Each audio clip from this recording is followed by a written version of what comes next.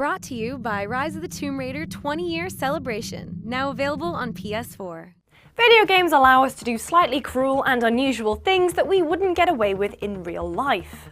Like drowning families in a pool by taking away the ladder, opening that roller coaster to the public but neglecting to finish the track first, or capturing an innocent bystander and leaving them hog-tied on the tracks. All lovely, completely normal gaming memories.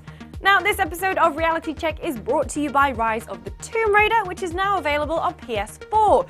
It also happens to coincide with the 20th anniversary of the Tomb Raider series. The Blood Ties DLC takes you back to Croft Manor, which you'll remember as the scene of a crime most wicked. You know, the one where you lock the butler in a giant meat locker and left him there to freeze. So, inspired by gaming's most famous case of elder abuse, I decided to look into what would actually happen if you were to lock a frail but faithful old man into a walk-in freezer.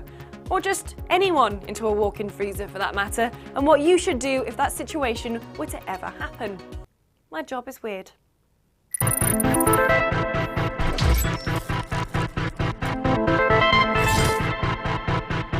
the first thing to do is to get some details on the poor old chap. Not much is really said about the Croft's loyal butler in the Tomb Raider games. He just menacingly follows you around with a rattling tray full of tea, so I had to look elsewhere for his vitals. French company Editions Atlas released a magazine called The Official Fact Files back in the 90s, and not only did it come with collectible figurines of everyone's favourite acrobatic aristocrat, but they had identity cards for characters that Lara ran into on her travels. One of those was one Winston Smith, butler extraordinaire to the Croft family. The magazine may refer to him as Jeeves, but it does give his date of birth as February 7th, 1927. As Tomb Raider 2 came out in 1997, that makes Winston a very distinguished 70 years old. So now we've got Winston's details. What are conditions in the freezer like? I guess you need a lot of protein for all those acrobatics, which must be the reason that the only thing in Lara's kitchen are hanging carcasses of meat. Now, given that, according to the Food and Agriculture Organization of the United Nations, meat carcasses should be frozen at a minimum of 0 degrees Fahrenheit or minus 18 degrees Celsius to last at least 6 months, we can deduce that Winston is in for a chilly night. He'd face a number of dangers. For start, frostbite. According to the British National Health Service, frostbite is damage to skin and tissue caused by exposure to freezing temperatures, typically any temperature below minus 0.55 degrees Celsius or 31 degrees Fahrenheit. The body responds to the chill by narrowing blood vessels. Blood flow to the extremities slows down so that blood can reach vital organs instead. Without the lovely warm blood coursing through them, extremities like fingers and toes get colder and fluid within the tissue can freeze. The elderly are particularly more susceptible to frostbite because they have less subcutaneous tissue. That's the stuff under the skin that's used for fat storage, which the body needs to keep warm. A way to prevent frostbite is to wrap up warm and actually wear that hat, scarf, glove and sock set that your mother knitted you for Christmas. She worked hard on that. However, it's not that easy for Winston.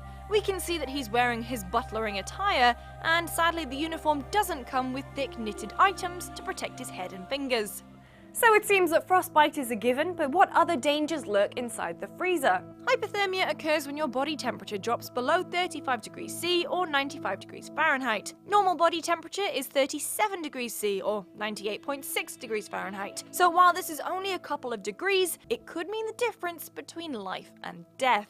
There's 3 stages of hypothermia: mild, moderate, and severe, depending on how much your body temperature drops. You'll start shivering and hyperventilating, gradually you'll become confused, speech will slur, and you'll lose coordination. From there, your pulse weakens and you'll likely fall unconscious. Hypothermia doesn't just happen to people who get locked in freezers. Babies and the elderly are also at risk. There have been a few cases where people have gone out drinking late at night without wearing appropriate clothing and developed hypothermia. I'm from Newcastle in the north of England, and I can believe that.